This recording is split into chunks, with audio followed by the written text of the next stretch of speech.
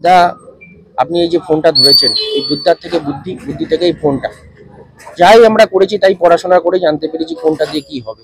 এই বিদ্যার দেবীকে আমাদের মনে হয়েছে যে বিদ্যার দেবী আমাদের সবার উপরে, তাই আমরা সবার উপরে তাকে প্রতিষ্ঠিত করার একটা চেষ্টা করেছি। সব স্কুলকেই আমন্ত্রণ জানাচ্ছি মোটামুটি, ঠিক আছে।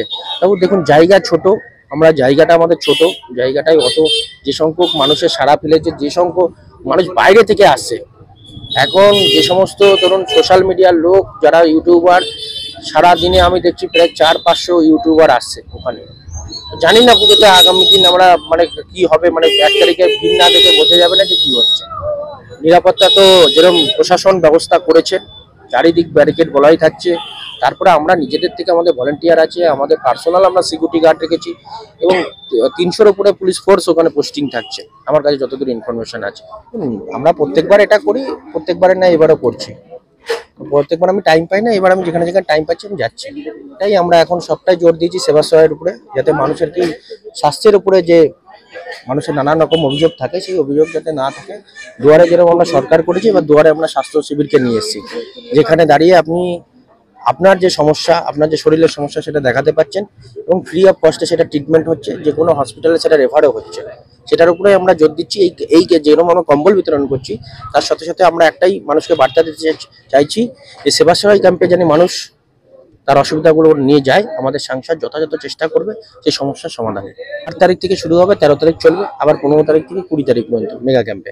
পার্টির তরফ থেকে যারা আমাদের পুরনো কর্মী, যারা একসময় দলটাকে এনেছে ক্ষমতায়, তাদেরকে আজকে আমরা আমাদের মতন করে একটু সম্মান জানালাম, শাল দিয়ে তাদেরকে আমরা সম্মান জানালাম। 300 জন মানুষকে এবং 200 জনকে লুঙ্গি, তারপর ধুতি দেওয়া হলো, প্রায় 100 জনকে, প্রায় 100 জন কর্মীকে প্রায় শাল দিয়ে সম্বর্ধনা দেওয়া হলো।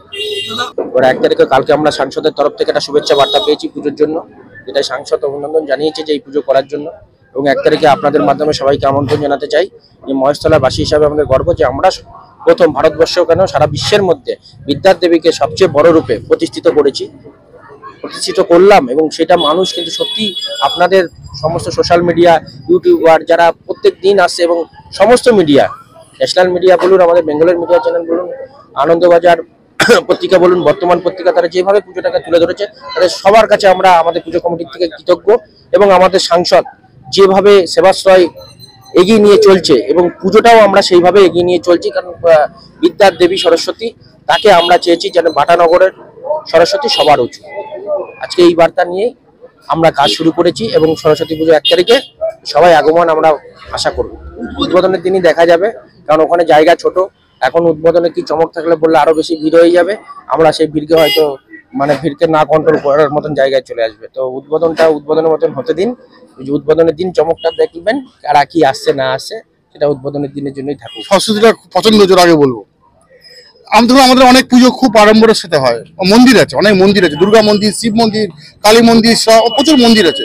আমি গোপালকে বলবো যে ওই 111 ফুট ঠাকুরটাকে বাটানগরে কোনো একটা জায়গায় মন্দির করে রাখতে, তাতে একটা বাটানগরের ডেস্টিনেশন প্লেস তৈরি হবে, একটা মানুষের দর্শনীয় জায়গা, পর্যটন কেন্দ্র তৈরি হবে।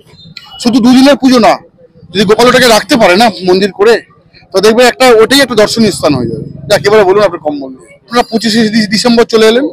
25শে ডিসেম্বর দিনটাকে আমরা কি কারণে বড়দিন বলি? ভৌগোলিক কারণ যাই থাকে, বড়দিন আমরা এই জন্য বলি, একটা মানুষ জন্মগ্রহণ করছে, তার খুব বড় মন ছিল, তিনি যীশু খ্রিস্ট, তার মনটা খুব বড়, ওই জন্যই বড়দিন। ভৌগোলিক দিন একটু দিন বড় ছোট না, গোপালের মনটা খুব বড়। দেখুন আমাদের এক্ষুনি বলা হয় যে একটা ঠাকুর পুজো তৈরি করুন, আমি ছোট করবো না নিজেকে, আমার রেঞ্জ বা আমার ক্যাপাসিটি, আমার লিমিটেশন অনুযায়ী আমি সর্বোচ্চ ভাবটা 11 ফুট ঠাকুর তৈরি করবো, করে খুব খুশি হবো, গর্বিত হবো, তাদের থেকে বিজ্ঞাপন দেবো যে আমরা 11 ফুটের ঠাকুর তৈরি করেছি। গোপাল সেটা 111। কম্বল বিতরণ আমি একদিন 200 যদি করতে পারি, সবাই 100 করে, আমি 200 করেছি, গোপাল সেটা 3000 একদিনে। ওর মনটা খুব বড়, আমি সবকিছুটাই বড়, মনটা ওর বড়। দেখুন অনেকের অর্থ থাকে, কিন্তু দেখুন রাজনীতি একটা ডিস্টিংক্ট কোয়ালিটি। অর্থ দিয়ে যদি রাজনীতি হতো তাহলে ভারতবর্ষে টাটা চেয়ারম্যান হতো, ওই রাষ্ট্রপতি হতো, আর আপনার আম্বানি মুখ্য প্রধানমন্ত্রী হতো। টাকা দিয়ে রাজনীতি হয় না, আবার শিক্ষা দিয়েও রাজনীতি হয় না, তাহলে প্রেসিডেন্সি কলেজে দেশের মুখ্যমন্ত্রী হতো বা রাজ্যের মুখ্যমন্ত্রী হতো।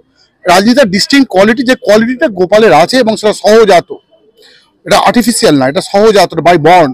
গোপালের যে রাজনৈতিক কোয়ালিটি সেটা বাই বর্ন।